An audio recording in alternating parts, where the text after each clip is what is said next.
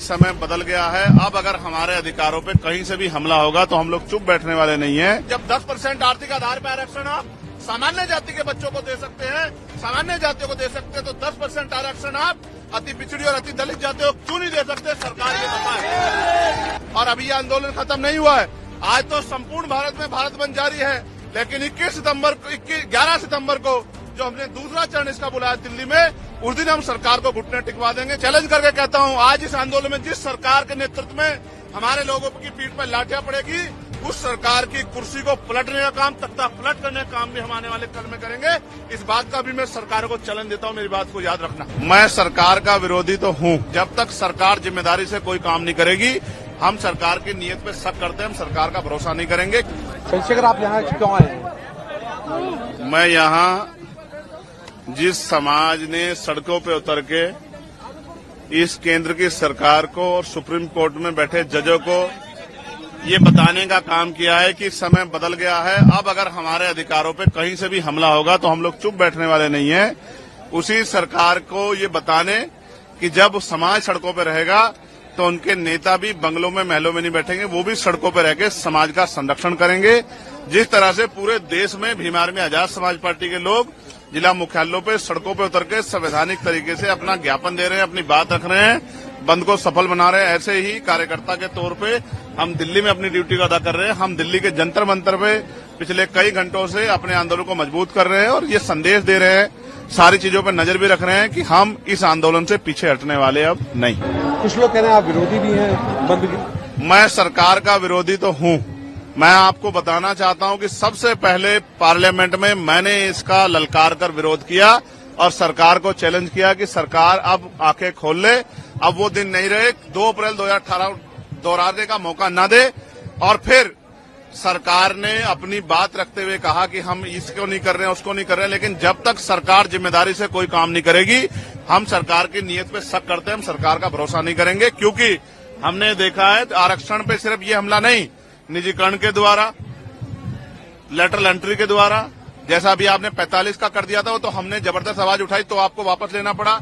फिर ठेकेदारी के जरिए, संविदा के जरिए, आउटसोर्सिंग के जरिए, जिस तरह से आपने सरकारी नौकरियों को खत्म करके आरक्षण की धज्जियां उड़ाने का काम किया, ये किससे छिपावा नहीं है।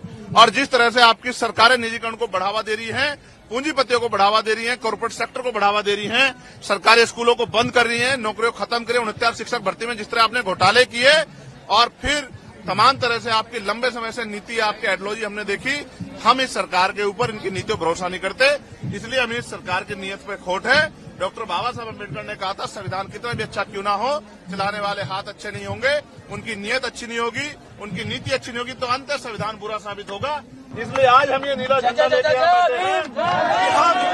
किसी भी कीमत पे सरकार के हथकंडों को, सरकार की बुरी मंशा को, सरकार के षड्यंत्रों को कामयाब नहीं होने देंगे। एक और बात, अगर सरकार कहती है कि बंटवारे की बात, वो कुछ देने की बात कर रहे हैं, तो मैं आपको विश्वास दिलाता हूं, मैं चंद्रशेखर आजाद, बाबा साहब अम्बेडकर, मान्यवर काशीराम साहब, मान्यवर दीना भाना वाल्मीकि जी के मिशन का सिपाही, मैं आपको विश्वास दिला कहता हूं, ये हमारे भाइयों की बात है। हम अपने भाइयों से इस आंदोलन के बाद टेबल टॉक करेंगे, उनकी समस्या को सुनेंगे, अपनी बात भी रखेंगे और मिलकर अपनी समस्या का हल निकालेंगे। हम बंदर बाट नहीं होने देंगे। हम सरकार को अपने अधिकारों पे राजनीतिक रूप से फायदा लेने के लिए अपने लोगों को लड़ने नहीं देंगे। हम अपने भाईचारा बना के रखेंगे। और फिर मैं कह रहा हूं, मैंने 1.5 साल पहले ये मांग उठाई थी कि जो जिन जातियों को अवसर नहीं मिले, जब 10% आर्थिक आधार पर आरक्षण आप सामान्य जाति के बच्चों को दे सकते हैं, सामान्य जातियों को दे सकते हैं, तो 10% आरक्षण आप अति पिछड़ी और अति दलित जातियों को क्यों नहीं दे सकते? सरकार ये बताए। लेकिन सरकार ने की मंशा ही कभी ये नहीं थी। सरकार की मंशा तो जातिगत आरक्षण को खत्म करने की है। सरकार की मंशा तो जातिगत आरक्षण को खत्म करके, हमारी संवैधानिक ताकत खत्म करके, आर्थिक आधार पर आरक्षण लागू करके अपने लोगों को फायदा देने की है। सरकार की मंशा तो लेटर एंट्री करके हमारे लोगों को सिस्टम से निकाल के, अपनी विचारधारा के लोगों को सिस्टम में बिठा के, और पॉलिसी मेकिंग में जब उनके लोग बैठे होंगे तो हमारे लिए पॉलिसियां नहीं बनेंगी। इसलिए हमें सरकार की नीयत पे खोट है। हम अपने भाइयों के साथ खड़े हैं। अगर हमारे भाइयों को हिस्सा देने की बात आएगी तो हम अपना हिस्सा भी उनको दे देंगे, लेकिन सरकार की नीयत के खोट को और सरकार की प्रणालियों को हम लोग लागू नहीं होने देंगे। और अभी ये आंदोलन खत्म नहीं हुआ है। आज तो संपूर्ण भारत में भारत बंद जारी है, लेकिन 11 सितम्बर को जो हमने दूसरा चरण इसका बुलाया दिल्ली में, उस दिन हम सरकार को घुटने टिकवा देंगे। अगर आज सरकार ने घुटने टेके, उसके बाद जब पार्लियामेंट का सेशन चलेगा, आप मेरी बात को याद रखना, हम सरकार को घुटने टिकवाने के लिए एक इतनी बड़ा जन समर्थन यहाँ दिल्ली में जुटाएंगे कि सरकार की आंखें खुल जाएंगी, नींद खुल जाएगी, और हम अपने आरक्षण पे, अब अपने अधिकारों पर किसी भी तरह की जो है हमला बर्दाश्त नहीं करेंगे। अपनी भाईचारे को बना के रखेंगे, अपनी एकता को बना के रखेंगे और दुश्मन की चालों को भी कामयाब नहीं होने देंगे। मैंने सरकारों को ये भी कहा है, जिस तरह लाठियां बिहार में हमारे लोगों पे मार रहे हो, हमारे लोगों को पीटने के चक्कर में एसडीएम को ही पुलिस ने पीट दिया, ये जो लाठी मारने की प्रथा है, इसका भी सूद समेत हम लोग जवाब देंगे आने वाले कल में। और आपकी लाठियों का जवाब जो है हम लोग अपने तरीके से, संवैधानिक तरीके से देंगे। और मैं चैलेंज करके कहता हूं, आज इस आंदोलन में जिस सरकार के नेतृत्व में हमारे लोगों की पीठ पर लाठियां पड़ेगी, उस सरकार की कुर्सी को पलटने का काम, तख्ता पलट करने का काम भी हम आने वाले कल में करेंगे। इस बात का भी मैं सरकार को चैलेंज देता हूं, मेरी बात को याद रखना।